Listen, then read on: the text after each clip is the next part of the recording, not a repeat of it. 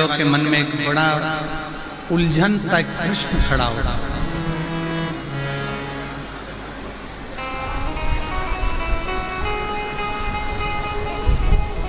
कई लोग एक प्रश्न खड़ा कर देते हैं, क्यों गुरुजी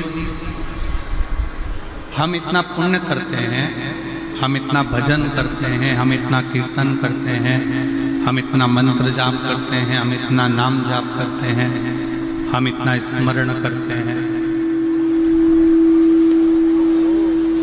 हम इतना पुण्य करते हैं,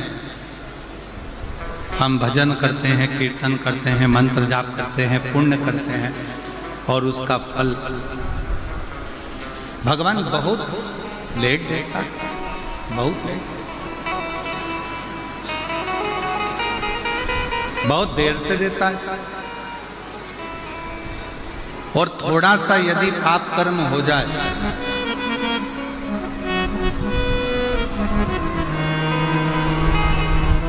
यदि थोड़ा सा पाप कर्म हो जाए तो भगवान उस पाप की सजा तुरंत दे देता है। ऐसा क्यों? किस लिए?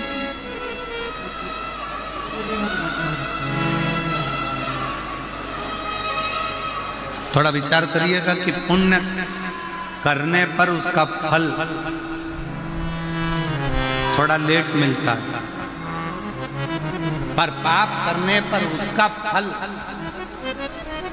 पाप कर्म का दंड तुरंत प्राप्त होता है। और ये केवल पुण्य करने वाले को थोड़ा थोड़ा हमारा प्रश्न ही है, भोगना ही पड़ता है, पर पाप करने वाला तो तुरंत फलता भी है, फूलता भी है, और उसका पाप कर्म उसके सम्मुख में होता है।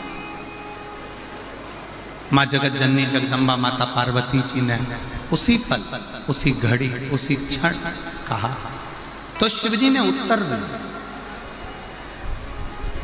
भगवान देवाधिदेव महादेव, भगवान शंकर, कृपा सागर, दया सागर, करुणा सागर, मेरे शिव, मेरे उगड़दानी, मेरे शंकर उत्तर देते हैं, पार्वती फसल बोने वाला किसान, ज्वार बोने वाला, मक्का बोने वाला, गेहूं बोने वाला, धान बोने वाला, सब्जी लगाने वाला एक किसान अपने खेत में हारमोनियम, अपने खेत में एक किसान जब अपने खेत में काम करता है,